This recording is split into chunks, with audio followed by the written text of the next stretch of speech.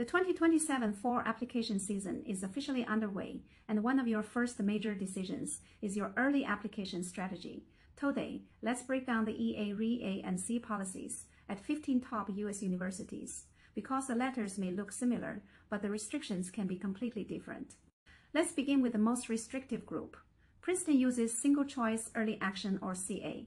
It is non-binding, so you are not required to enroll if admitted. However, you generally cannot apply early to another private U.S. university. You may still apply to non-binding public universities, universities outside the United States, military academies, and rolling admission programs. Yale also uses SCEA, but its policy is slightly more flexible.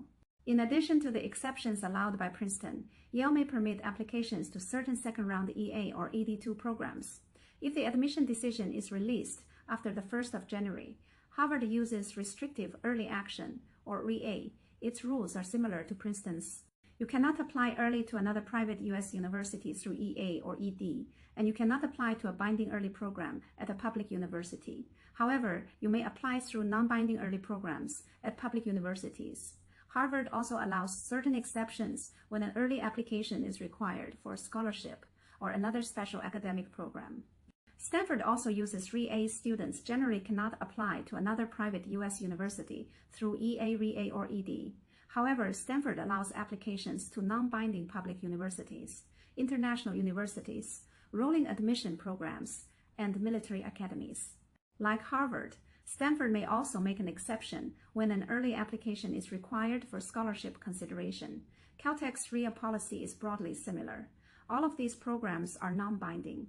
Even if you are admitted early, you may wait until May 1 before deciding whether to enroll. You can also continue submitting regular decision applications and compare your options later. Now, let's move to a more flexible group. MIT offers regular early action. MIT's EA is non-binding and does not impose its own restriction on applications to other universities, but you still have to follow the rules of the other school.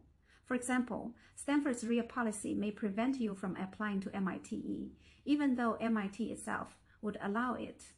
The University of Chicago also offers unrestricted EA, along with several other application rounds, including ED0, ED1, ED2, and regular decision. It has one of the most extensive application structures among highly selective universities. Washington University in St. Louis is introducing EA for the 2027 fall cycle. The EA deadline is the 2nd of November, with decisions expected by the 23rd of December.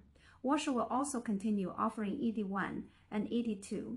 Notre Dame calls its program Restrictive Early Action, but its restrictions are relatively limited. Students may apply EA to other public and private universities, but they cannot apply through a binding ED1 plan anywhere else. After Notre Dame releases its decision in December, students may still apply to another university through ED2.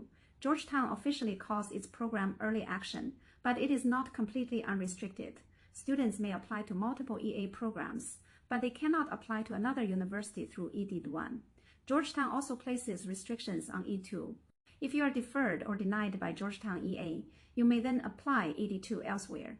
But if Georgetown admits you early, you cannot submit a binding ED2 application to another school. Finally, we have the regular non-binding EA group. These universities can be useful additions to your early application list, particularly when you want to secure an early result before entering the regular decision round. The University of Virginia and Virginia Tech both offer unrestricted EA with the 1st of November deadline. They also offer binding early decision. Chapel Hill has an earlier EA deadline, the 15th of October. In-state applicants are expected to receive decisions by the 20th of December, while out-of-state and international applicants may receive decisions by the 10th of February. UC has updated its policy for the 2027 fall cycle. It is introducing early decision while retaining non-binding early action. Both rounds have the 1st of November deadline, and early applicants may also be considered for university merit scholarships. The University of Florida is also introducing early decision. Its ED deadline is the 15th of October. Regular EA remains non-binding, with the 1st of November deadline. The key lesson is this: never make your early application strategy based only on the letters EA, REA, or CA.